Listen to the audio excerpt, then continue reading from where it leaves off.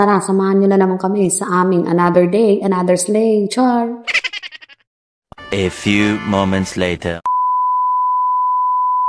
Tara, may pupuntahan tayo. Samahan nyo kami. Pero syempre, magpapagas muna tayo. Mahirap na at baka maubusan tayo ng gasolina habang nasa daanan. Ito nga pala yung mga kasama namin makakati yung mga paa. Kahit tirik na tirik ang araw, go lang. Andito na kami sa Barangay Burabod. At ang plano nga ay pupunta kami sa Barangay Rizal dahil meron daw doon isang kuweba. And for today's gala, mag-i-explore muna kami. Gusto namin makita kung ano yung kuwebang sinasabi nila.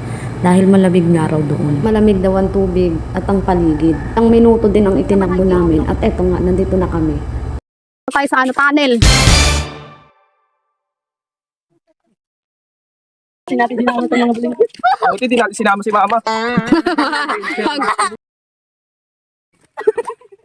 Paano nga tayo, Bi? Matatanda na sa ulian. What? Ayaw nga nilang buhatin dyan si Jace dahil paakyat na ito. Literal, nahihingalin kang talaga. Kami sa kuweba. Nakakahingal pala. Ano daw yan ang lumilipad? Butterfly. Butterfly. Buwat-buwat, sarap buhay.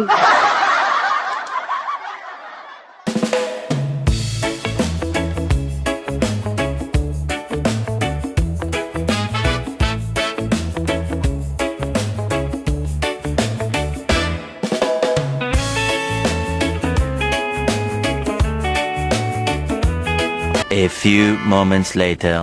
Finally, nakarating na rin kami dahil kung hindi, baka kailangan na namin ng oxygen.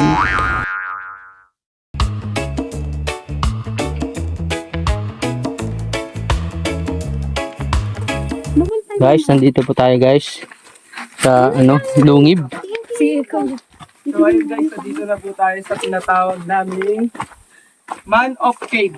Dito matatagpuan ng isang nagngangalang Pasneyang eto. Isa lamang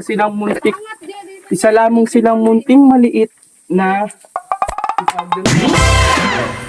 paano kaya nila ito natuklasan? Tanong namin na walang makakasagot dahil wala kaming kasamang tour guide. Angin si Mark lang na taga dito sa San Antonio ang aming kasama, ngunit madalang pang magsalita. Naligo na sila. Baba pa nga kami para makita kung sino ang mga naliligo.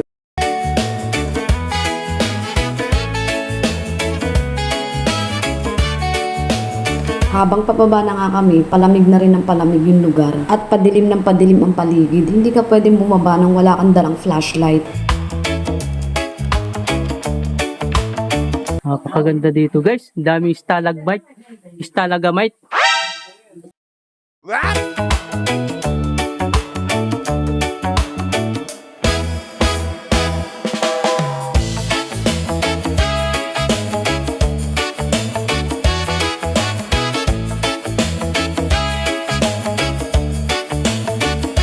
Si Sam at yung dalawang Mark lang yung naligo.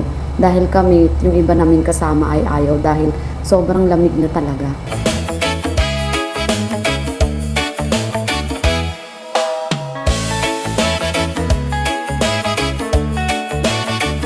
Then ayun, napagdesisyon na namin pumanhik na nga. Isa lang ang masasabi ko sa adventure na naganap ngayong araw na ito. So amazing experience. Malayo, matarik, nakakahingal at nakakapagod.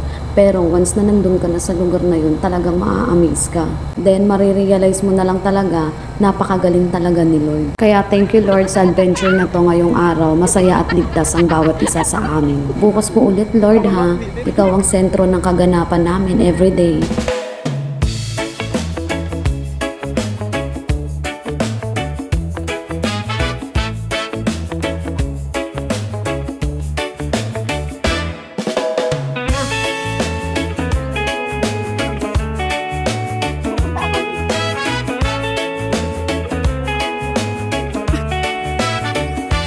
Ibang destination naman guys!